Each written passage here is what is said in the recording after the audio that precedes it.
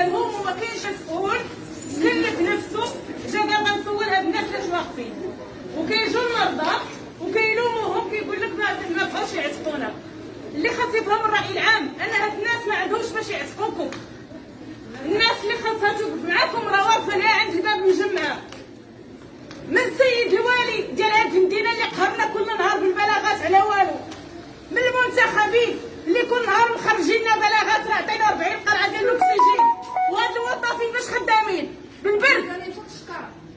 كل واحد كيجينا نهار كيقرا علينا راه الموظف راه دار عطيناهم راه السبيطار عطيناه. الا عطيتو شي حاجه جيبوا المدير وتحاسبوا معاه. جيبوا هذيك المديره اللي كانت هنا ووصلت هذا السبيطار بهذه الحاله، جيبوها مع مانيش شي مسؤول كيخدم في الليل.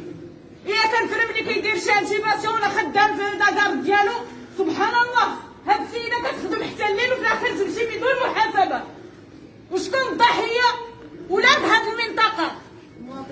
واش نتوما حكرتونا حتى بغيتو تقبرونا؟ جيبوا لنا المسؤول يهضر معانا وجيبوا لنا الوالي وجيبوا لنا كلشي.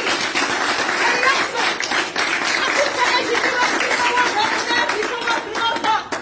عييتو ما تسطروا في الضحايا، مات جوج مات ثلاثه راه ماتوا 8 وما ديكلاراو، وكيموتوا 20 وما كيديكلاراو. فخاصكم تفيقوا معانا يا هاد الشعب، فيقوا معانا. عرفوا الناس باش حاسه. راه الموظفين اللي شفتهم واقفين دابا هنا راه ماشي خاصهم نتوما، راه خاصهم باش يخدموا لكم. راه هاد الناس راه الا دخلوا هما حنا ما غندخلوش، الا دخلوا يديروا خدمتهم حنا راه واقفين هنا. حتى تجيبوا لنا مسؤول حقيقي، ماشي مسؤول من الكرتون. جيبوا لنا مسؤول حقيقي يتكلم معانا. وزيدوا هذوك الوتات اللي ما قلتي انت، ما زيدوهم 20 وتا.